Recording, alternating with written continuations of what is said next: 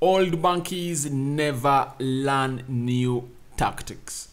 And obviously, it's the Glazers, Glazering, Manchester United ring. Then I don't even know what to say about it, because a story came out yesterday night that United are preparing a 5-year deal for Marcus Rashford. That's it.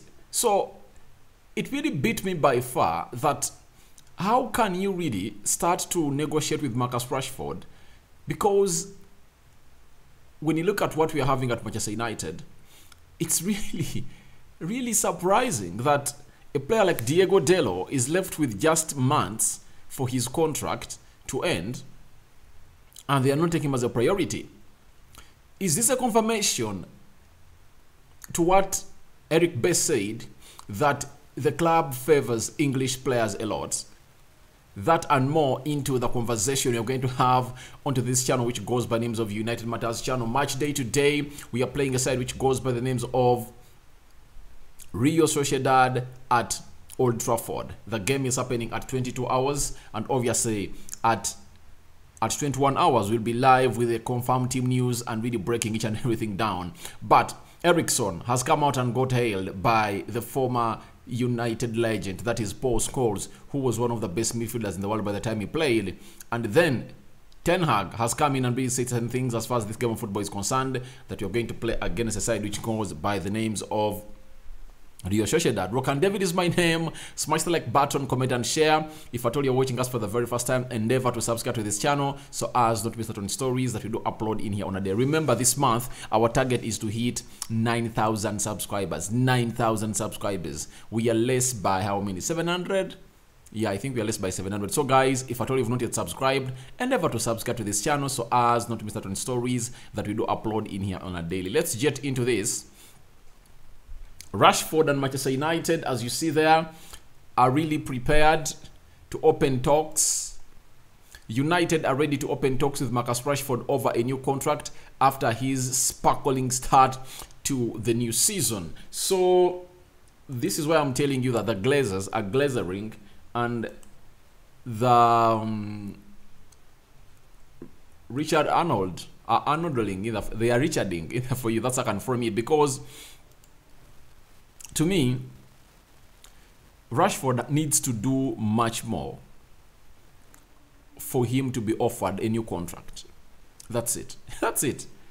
If I were on the board of United, a player like Rashford, 25 years of age, giving him a 5-year deal to tie him at United for the next 5 years until he's 30, he needs to do something different.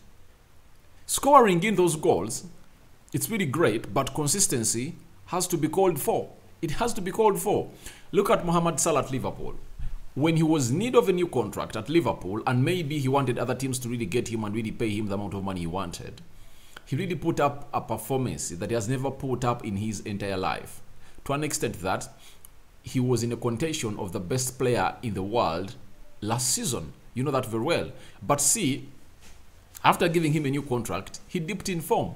So you might find that Rashford is working hard to go on and really get this contract so that he can go on and relax. To me, I believe Rashford is a good player. I've always defended them and Anton Martial, that those two are really great players, and I really believe they can take us far. But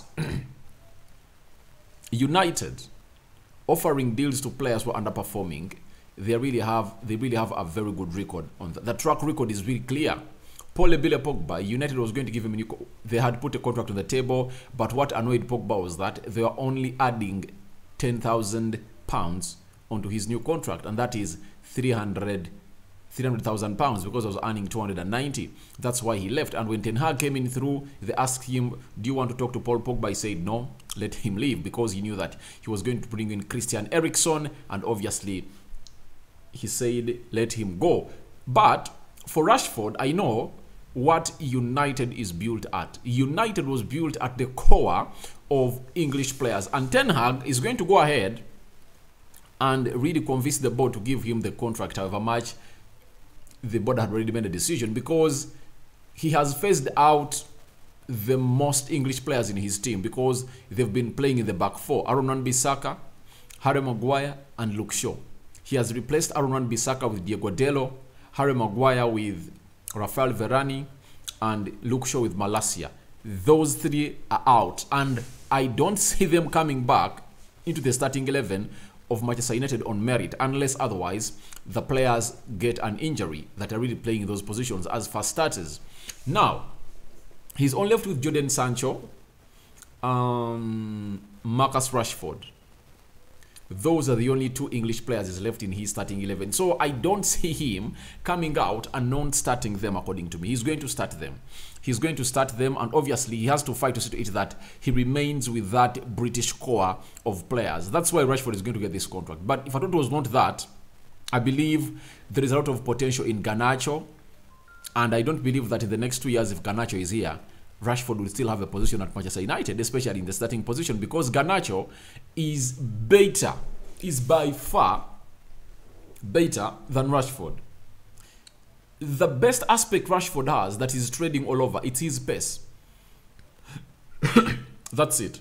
But the skill is lacking. You get?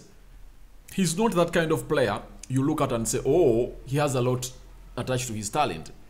So, Garnacho is really a very good player, talented, skilled. His talent is unquestionable. His pace is really great. His decision making when he receives the ball and the way he really releases the ball when he decides to take on players is really good. Rashford is still lacking decision making at the age of 25. He's not going to learn new things. And you look at his prospect as a player, that if at that age he's using pace, can he still use pace at the age of like 28, 29, 30? That's it, because we need to look at that. We need to look at the future. To me, the future is Garnacho, according to me, and I wouldn't panic to go in and really give Rashford a five-year contract, because he's not worth it. He's not worth it for me.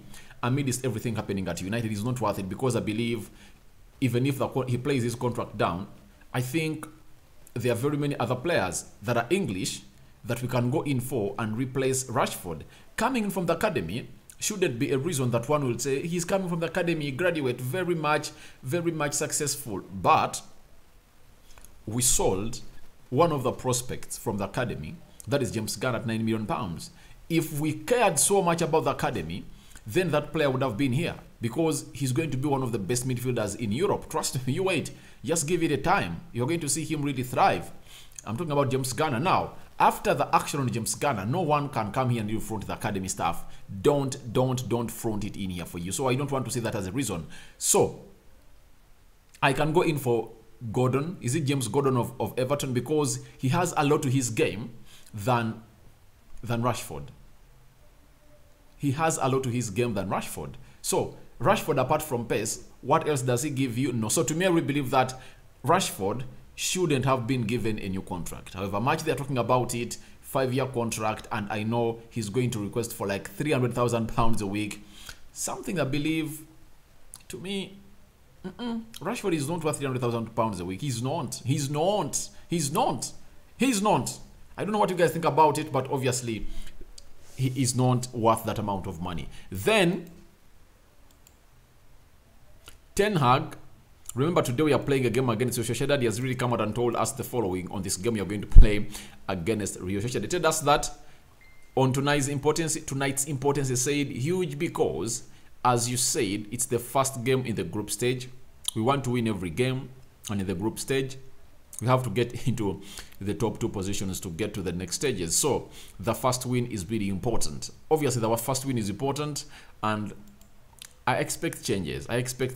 And shockingly, everyone thought that Danny Van de Beek was not going to play this game, but today, United have put up a video of him talking about this game of Real Sociedad, and meaning that he's really going to go in and start into this game of football. Then, we've been told that Kobe Maino, Zidane Ikbo, Rede Vitek, Tera Fredriksson, Anthony Elanga, Shora Shoretire, Charlie McNeil have been added to the Europa League List B, meaning they are now eligible to play. So, the players have been added. These are the ones that United have really gone ahead to add to a List B.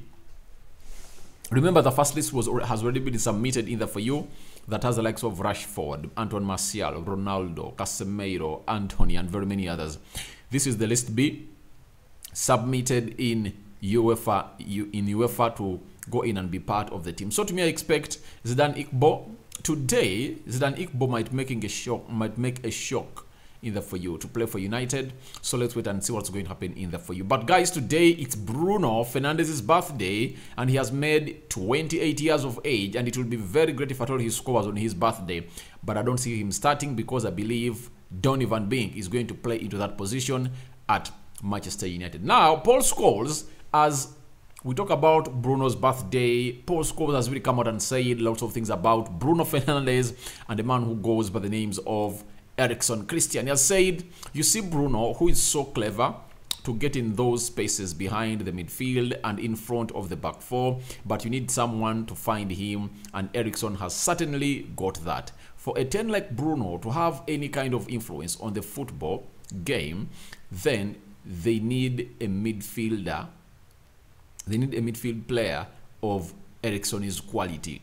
Obviously, when you look at that game of Arsenal, it really shows you how United is learning and improving to really pass and really get those goals through the central axis. And each and every time your creativity comes or originates from the midfield area, it's a confirmation that you are 100% going to be a threat. You are 100% going to be a threat, a total threat to your opponent, because in the midfield, it's very hard to close you down. When that pass goes behind your players, your defenders, the defenders of the opponents, and they run through, then they are done. So that's what Paul Scholes is talking about, that when you're having a player like Erisken, who really releases Bruno in good spaces, obviously you expect Bruno to thrive, and you would need a player like him into your team. So that's what Paul Scholes is telling us. Then he went ahead to let us know that on Erisken's qualities going forward, he said, if you don't have that and you have the players that we've had playing in there, meaning Scott McTominay and Freddie, who are always facing backwards and going backwards, their movements a waste of time. So whatever movement they do, it doesn't matter.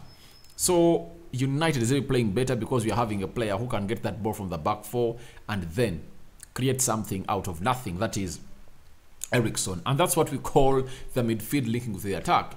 The midfield is really large, but the midfield that we count on the attack is the double midfield pivot. Either Casemiro and Freddie, either Erisken and McTominay, any of the two is playing there.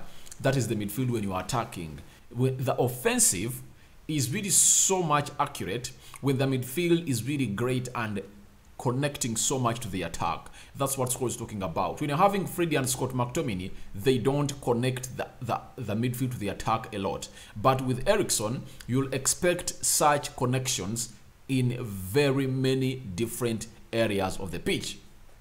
So that's what Scholes is talking about, and obviously he's right about it, and obviously he's really hailing Erisken, and Erisken is the man of the moment receiving all those hails. Then he said, well, forwards know when the ball's coming, they know they've got a midfield player who is thinking about them even before the ball comes.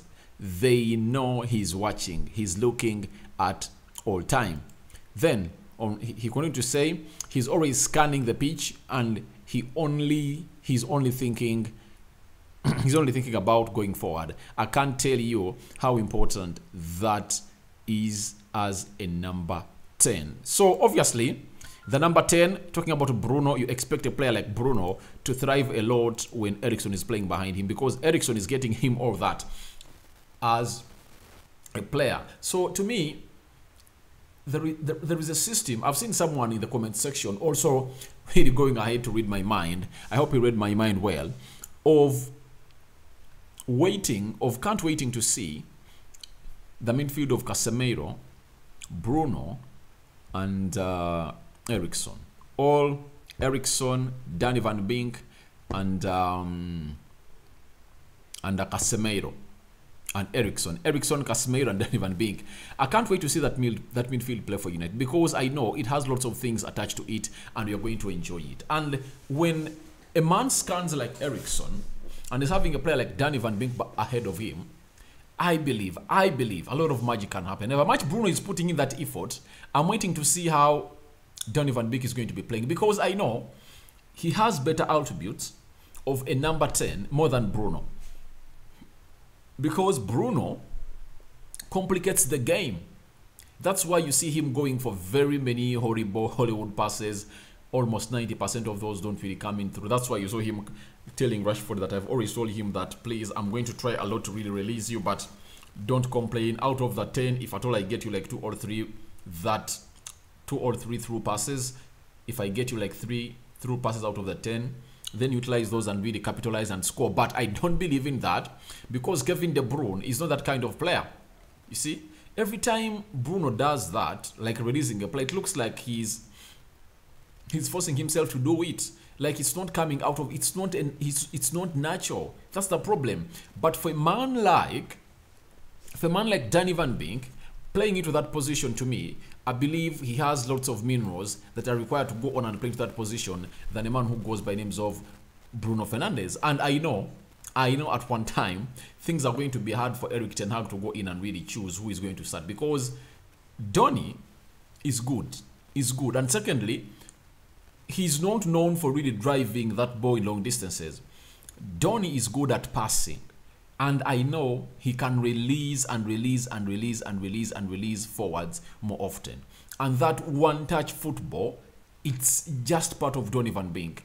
You can't really take it off him. That's it. So guys, we are waiting to see tonight how Donny Van Beek is going to play that midfield area. I know he's going to be playing with Casemiro, Freddy, and himself. That is Danny Van Beek. So guys, thank you very much for watching in. Happy birthday to Bruno Fernandes. Go into the comment section and really wish him a happy birthday. Then tell him what you think about 5-year deal for Marcus Rashford being planned by United to offer to him. Then Erisken held by a man who goes by the names of Paul Scholes. Thank you guys for watching in. Rokan David is my name. First video of the day. More is yet to come. Don't leave this channel, which goes by names of United Matters channel. I sign out for now. May the Almighty God bless you abundantly. I'm out.